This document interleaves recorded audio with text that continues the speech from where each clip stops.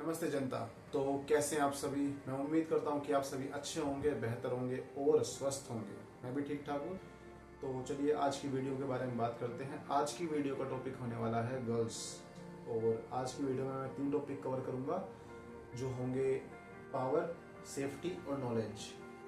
सबसे पहले बात करते हैं सेफ्टी के बारे में, क्योंकि गर्ल्स सेफ्टी एक ऐसा इशू बन चुका है आज हमारे देश में और पूरी दुनिया में भी, जो ऐसा बहुत ही रेयर कंट्रीज होंगी जहाँ पर गर्ल्स सेफ होंगी, रेयर सिटीज होंगी जहाँ पर गर्ल्स सेफ होंगी। और मैं तो आता हुआ दिल्ली से हूँ। दिल्ली सेफ्टी के मामले में अगर बात की जाए तो दिल्ली का सबसे ज़्यादा नाम बेकार है पूरे इंडिया के अंदर। गर्ल्स सेफ्टी के बारे में मैं इतना ही कहना चाहूँगा कि अपनी सेफ्टी अपने हाथ होती है, चाहे वो गर्ल्स हों चाहे वो बॉयज़ हों। पर मैं ये बात भी मानता हूँ कि लड़कियों के साथ ज़्यादा सेफ्टी वाला इशू उन्हें भुगतना पड़ता है। उन्हें हमेशा तैयार रहना होता है कि उनके साथ कोई गलत ना कर दे। वो हमेशा तैयार रहती हैं कि मेरे साथ अगर कुछ गलत हुआ तो मैं कौन कौन से स्टेप्स लूँगी, मैं ऐसा करूँगी, मैं वैसा करूँगी। और ये अगर देखा जाए तो हम लोगों के ऊपर, हम लड़कों के ऊपर, ये हम लड़कों की ही रिस्पॉन्सिबिलिटी है कि हम उनके लिए एक ऐसा एनवायरनमेंट क्रिएट कर सकते हैं जहाँ पर लड़कियाँ खुद को सेफ समझें।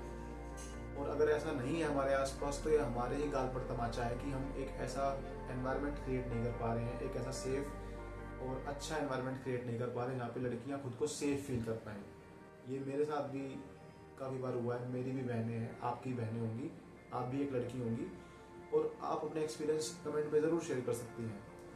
तो मेरा मानना यही है कि अपनी सेफ्टी अपने हाथ होती है। हम आज के समय में किसी को नहीं बोल सकते कि तुम ठीक रहो, तुम ठीक रहो कहने से, क्योंकि कोई बदलता नहीं है। हमारे कंट्रोल में जो चीज़ है हम उस पर काम कर सकते हैं। सामने वाला कब क्या सोच रहा है, कब क्या कर दे, हमें नहीं पता। मैं तो एज अ बॉय भी खुद को सेफ कई जगह फील नहीं करता हूँ। पता नहीं किस तरह के लोग मिल जाए, किस विचारधारा के लोग मिल जाए। तो अपनी सेफ्टी अपने हाथ, अगर मैं इस पॉइंट के बारे में बात करूँ तो अब यहाँ पे हम शुरुआत कर सकते हैं बचपन से, जिसमें हम जो पेरेंट्स होते हैं, पेरेंट्स की ये जिम्मेदारी होनी चाहिए कि हम लड़कियों को सेल्फ डिफेंस सिखाएं। क्योंकि आज के ज़माने में हमें नहीं पता कि कौन सामने से किस तरह का इंसान निकलेगा। मतलब जो हम सुनते भी हैं केसेस, पहले लगता था कि लड़कियां बाहर सेफ नहीं है, अब ऐसा लगता है कि लड़कियां कहीं भी सेफ नहीं है। तो लड़कियों को कम से कम सेल्फ डिफेंस तो आना चाहिए। क्योंकि अगर बाई चांस ऐसा कोई इंसान उनके आसपास मिल भी जाए जिनसे उन्हें खतरा है, तो कम से कम अपने आप को बचा पाए, और बचा पाए अपने आप के लिए एक रास्ता निकाल पाए जहाँ से वो बच के निकल सके। तो self defence is mandatory. Parents से ही मैं रिक्वेस्ट कर सकता हूँ कि जब बचपन में आपकी बच्चियाँ हों, आपका चाहे लड़का हो चाहे लड़की हो, आज के टाइम में कोई भी सेफ नहीं है, पर उन बच्चों को आप शुरू में आप खर्चा कर सकते हैं उनके कपड़ों पर, उनके लिए नए नए टॉयज़ लाने में, नए नए उनके बर्थडे सेलिब्रेशन में हज़ार तरह के खर्चे करते हैं। पर जब बात आती है उनके रियल लाइफ स्किल सिखाने की, हम उसमें पीछे रह जाते हैं। काफ़ी डेवलप्ड कंट्रीज़ में ये हमेशा होता है कि एक बच्चा शुरू से कोई ना कोई मार्शल आर्ट ज़रूर सीखता है, जिसमें वो, ताकि उसका स्पोर्ट्स का भी रास्ता खुले, वो अपने आप को डिफेंड भी कर पाए अगर उसके सामने ऐसी कोई विपदा आती है। तो वो सबसे पहला स्टेप हो सकता है कि हम बच्चों को शुरू से ही सेल्फ डिफेंस की स्किल में ज़रूर डालें, ताकि बच्चा अपने आप को बचाना सीख पाए। क्योंकि बुलिंग और छेड़छाड़ किसी के भी साथ हो सकता है, वो जेंडर देख के नहीं होता है। तो पहला पॉइंट तो यही था मेरा कि जब हम बचपन से ही बच्चों को सेल्फ डिफेंस सिखाएं। उसके बाद जब हम स्कूल में होते हैं तो लड़कियां ये खुद से एनरोल कर सकती है ऐसी एक्टिविटीज़ में खुद को, जिसमें वो स्पोर्ट्स के अंदर जाएं, सेल्फ डिफेंस टेक्निक सीखें, जिससे वो ऐसी किसी भी सिचुएशन के लिए हमेशा तैयार रह सके। दूसरा पॉइंट हम बात करते हैं नॉलेज के बारे में। नॉलेज एक ऐसा पॉइंट है जिसमें आप अगर लड़की होते हुए आज के टाइम में पढ़ पा रही हैं स्कूल में, तो मैं आपको बहुत ज़्यादा लकी मानता हूँ। क्योंकि आज भी हमारे देश में ऐसे काफ़ी सारे इलाके हैं जहाँ पर लड़कियों को पढ़ाई तक के लिए छूट नहीं है। हमेशा ये बच्चों को बोलता हूँ कि अगर आप आज के समय में पढ़ाई कर पा रहे हैं तो आपके पास पढ़ाई एक ऐसा टूल है जिससे आप पूरी दुनिया को चेंज कर सकते हो। आप अपनी वास्तविकता तक को चेंज कर सकते हो अगर आप ठीक से पढ़ना सीख जाओ। तो पढ़ाई एक ऐसा टूल है जो आपको कहाँ से कहाँ पहुँचाएगा आप इमेजिन तक नहीं कर सकते। बस हम पढ़ाई में काफ़ी बार पीछे रह जाते हैं। उसके लिए हमारे पास कई तरह के कारण हो सकते हैं कि टीचर अच्छा नहीं है, टीचिंग मेथड अच्छा नहीं है, जो एनवायरनमेंट है वो अच्छा नहीं है, वहाँ पे ठीक से समझाते नहीं हैं, हमारे पास बुक्स नहीं है, हमारे पास पेन नहीं है, हमारे पास रजिस्टर नहीं है, हमारे पास सप्लीमेंट्री गाइड्स नहीं है। हज़ार तरह के तरीके हो सकते हैं। पर मेरी ये एक बात हमेशा ध्यान रखिएगा कि ये सेम सिचुएशंस हज़ारों करोड़ों बच्चों के साथ में है। उसके बावजूद काफ़ी बच्चे ऐसे होते हैं जो इन सभी सिचुएशंस के होने के बावजूद भी नॉलेज में खुद को और एजुकेशन की फील्ड में खुद को बहुत ऊपर ले जा सकते हैं, और ले जाते भी हैं, क्योंकि उनका फोकस है सीखने में। अगर उनके पास हमेशा वे आउट होता है, वो ऐसे लोग होते हैं उनके पास हमेशा वे आउट होता है कि अगर चीज़ मेरे अकॉर्डिंग काम नहीं कर रही तो मैं उसे कैसे अपने अकॉर्डिंग काम करा सकता हूँ। तो आप नॉलेज को ज़रूर गेन कीजिए, क्योंकि आप अगर आपके पास नॉलेज है, अगर आपके पास में एजुकेशन आ गई, तो कम से कम आपको आने वाले टाइम में किसी के ऊपर डिपेंड नहीं रहना पड़ेगा।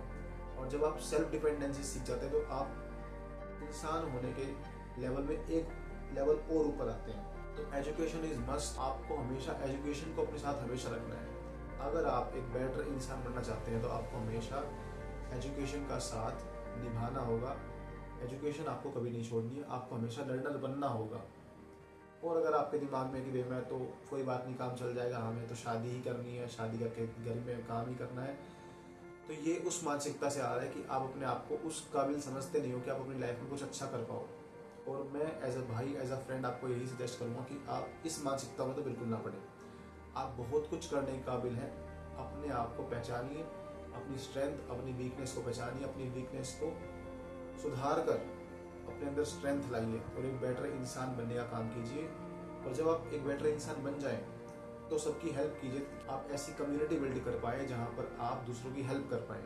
बस ऐसा नहीं है कि अगर आपने एजुकेशन ली, आपके पास कुछ अथॉरिटी आई, आपके पास कुछ अर्निंग आ रही है, तो आप बस उसमें अपने सपने पूरे करें। कम से कम आपको ऐसा तो नहीं करना है। अगर आप एक सही इंसान बनना चाहते हैं तो हमेशा ये ध्यान रखें कि अगर आपको चांस मिला है आगे बढ़ने का, तो आप इस चांस को वहाँ तक रोक के ना रखें और आगे इस चांस को फैलाएं, ताकि और भी लोग आगे आए, अपने जीवन में अच्छा करें और हमारे देश, हमारे समाज को एक अच्छी जगह बनाने का काम करें।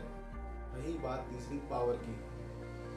पावर आपके अंदर तभी आएगी जब आपके अंदर सेल्फ कॉन्फिडेंस होगा। सेल्फ कॉन्फिडेंस आपके अंदर तब आ सकता है जब आपको पता है कि जो आप डिसीजंस ले रहे हैं वो रैशनल डिसीजंस है। आपने काफ़ी सोच समझ के डिसीजन लिए हैं, बस हवा में किसी के इमोशंस में आके आपने डिसीजन नहीं लिया, आपने गुस्से में आके डिसीजन नहीं लिया।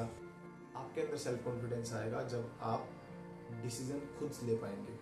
और डिसीजन कब ले पाएंगे? जब आपको अपनी समझ होगी, जब आपको अपने आसपास की समझ होगी। ये सब पॉइंट्स कनेक्टेड है। सबसे पहला पॉइंट था हमारा सेफ्टी का, दूसरा पॉइंट था हमारा एजुकेशन का, नॉलेज का। अगर आप इन दोनों में अच्छा करते हैं और इन दोनों से करने के बाद जब आप अपने पोटेंशियल को देख पाएंगे कि आप के पास अगर ये पॉइंट्स नहीं होते तो आप कुछ नहीं कर पाते।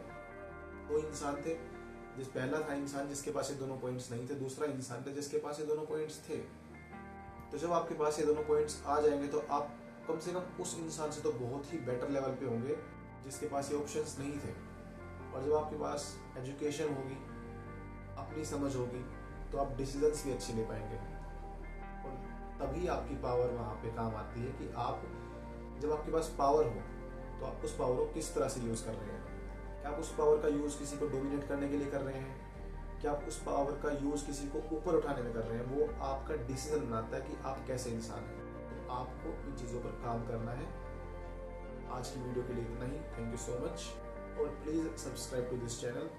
प्लीज़ कमेंट कीजिए कि आपको वीडियो कैसे लगी, मैंने किन पॉइंट्स को छोड़ दिया, किन पॉइंट्स में मैं और बात कर सकता था। और मैं कोशिश करूँगा कि जब नेक्स्ट टाइम मैं वीडियो बनाऊँ तो उन पॉइंट्स को भी ज़रूर उसमें ऐड करूँ। Thank you so much. Comment ज़रूर करना।